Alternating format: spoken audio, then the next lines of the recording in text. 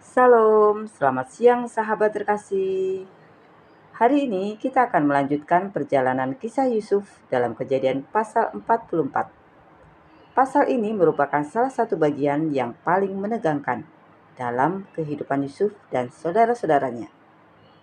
Setelah jamuan makan yang penuh sukacita pada pasal sebelumnya, suasana tiba-tiba berubah menjadi sangat serius. Namun, di balik semua peristiwa ini, kita akan melihat bahwa Yusuf bukan sedang membalas dendam. Ia sedang menguji apakah hati saudara-saudaranya benar-benar telah berubah. Mari kita membaca bersama Kejadian 44 ayat 1 sampai 2. Sesudah itu diperintahkannyalah kepada kepala rumahnya, isilah karung orang-orang itu dengan gandum, seberapa yang dapat dibawa mereka, dan letakkanlah uang masing-masing di dalam mulut karungnya. Dan pialaku, piala perak itu, taruhlah di dalam mulut karung anak yang bungsu, serta uang pembayar gandumnya juga. Maka diperbuatnyalah seperti yang dikatakan Yusuf. Sahabat terkasih, Yusuf memberikan perintah yang cukup mengejutkan. Seperti sebelumnya, uang mereka dikembalikan ke dalam karung. Namun, kali ini ada sesuatu yang berbeda. Yusuf menyuruh kepala rumahnya menyembunyikan piala peraknya di dalam karung Benyamin. Mengapa Yusuf melakukan hal ini? Apakah ia sedang menjebak adiknya sendiri? Tentu bukan. Jika kita membaca keseluruhan kisah Yusuf, kita akan melihat bahwa sejak awal Yusuf sangat mengasihi Benyamin. Ia bahkan menangis ketika pertama kali bertemu dengannya. Karena itu, tujuan Yusuf bukan mencelakakan Benyamin. Ia sedang menciptakan sebuah keadaan yang hampir sama seperti 20 tahun sebelumnya, ketika para saudara rela mengorbankan Yusuf demi kepentingan mereka sendiri. Sekarang, pertanyaannya adalah, apakah mereka akan kembali meninggalkan seorang adik? Ataukah mereka telah menjadi orang yang berbeda? Inilah inti dari ujian tersebut. Kejadian 44 ayat 3-6. Ketika paginya hari terang tanah, orang melepas mereka beserta keledai mereka. Tetapi baru saja mereka keluar dari kota itu, belum lagi jauh jaraknya, berkatalah Yusuf kepada kepala rumahnya, "Bersiaplah, kejarlah orang-orang itu, dan apabila engkau sampai kepada mereka, katakanlah kepada mereka, mengapa kamu membalas yang baik dengan yang jahat? Bukankah ini piala yang dipakai tuanku untuk minum dan yang biasa dipakainya untuk menelaah? Kamu berbuat jahat dengan melakukan yang demikian." Ketika sampai kepada mereka, diberitakannya kepada mereka perkataan Yusuf itu. Sahabat terkasih, keesokan paginya mereka berangkat dengan hati yang lega. Mereka membawa gandum, mereka berhasil membawa pulang Benyamin, mereka bahkan telah menikmati jamuan bersama penguasa Mesir. Mungkin mereka pikir bahwa semua kesulitan telah berakhir. Namun ternyata ujian yang sesungguhnya baru dimulai. Dalam kehidupan, kita pun sering kali demikian. Ada saat-saat ketika semuanya tampak berjalan baik. Lalu tiba-tiba datang persoalan yang tidak kita duga. Bukan berarti Tuhan meninggalkan kita. Seringkali justru pada saat seperti itulah karakter kita sedang dinyatakan. Kejadian 44 ayat 7-10. Jawab mereka kepadanya, "Mengapa Tuanku mengatakan perkataan yang demikian? Jauhlah daripada hamba-hambamu ini untuk berbuat begitu. Bukankah uang yang kami dapati di dalam mulut karung kami telah kami bawa kembali kepadamu dari tanah Kanaan? Masakan kami mencuri emas atau perak dari rumah tuanmu? Pada siapa dari hamba-hambamu ini kedapatan piala itu, biarlah ia mati. Juga kami ini akan menjadi budak tuanku." Sesudah itu berkatalah ia, "Ya, usulmu itu baik. Tapi pada siapa kedapatan piala itu, hanya dialah yang akan menjadi budakku dan kamu yang lain itu akan bebas dari salah. Sahabat terkasih, saudara-saudara Yusuf merasa sangat yakin bahwa mereka tidak bersalah. Bahkan mereka berkata bahwa siapapun yang kedapatan membawa piala itu akan dihukum mati, sedangkan yang lain akan menjadi budak. Perkataan ini menunjukkan keyakinan mereka bahwa tidak ada seorang pun yang mencuri. Mereka sama sekali tidak mengetahui bahwa piala itu telah dimasukkan ke dalam karung Benyamin.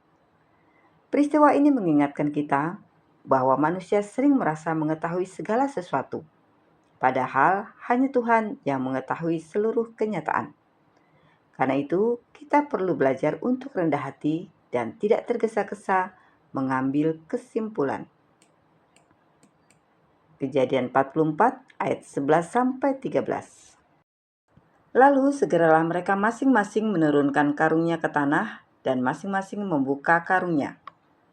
Dan kepala rumah itu memeriksanya dengan teliti. Ia mulai dengan yang sulung sampai kepada yang bungsu. Maka kedapatanlah piala itu dalam karung Benyamin. Lalu mereka mengoyakkan jubahnya dan masing-masing memuati keledainya, dan mereka kembali ke kota.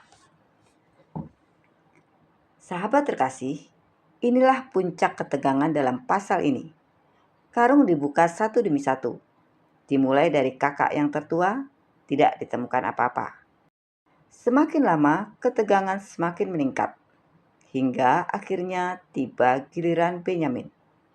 Piala itu ditemukan. Alkitab mencatat bahwa mereka mengoyakkan pakaian mereka. Pada zaman itu, mengoyakkan pakaian adalah tanda kesedihan yang sangat mendalam. Mari kita perhatikan sesuatu yang menarik. 20 tahun sebelumnya, ketika Yusuf dijual sebagai budak, saudara-saudaranya tidak menunjukkan penyesalan seperti ini. Tetapi sekarang mereka menangis bersama. Mereka berduka bersama. Mereka tidak lagi bersikap masa bodoh terhadap penderitaan seorang saudara.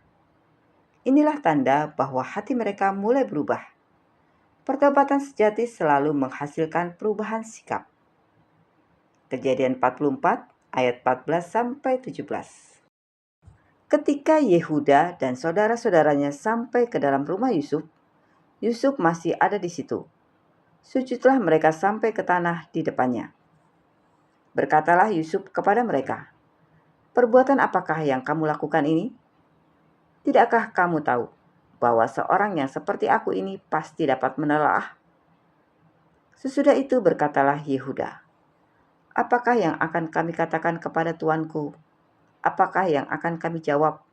Dan dengan apakah kami akan membenarkan diri kami? Allah telah memperlihatkan kesalahan hamba-hambamu ini. Maka kami ini budak tuankulah kami, baik kami maupun orang pada siapa kedapatan piala itu."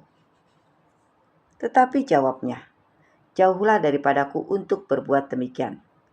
Pada siapa kedapatan piala itu, dialah yang akan menjadi budakku.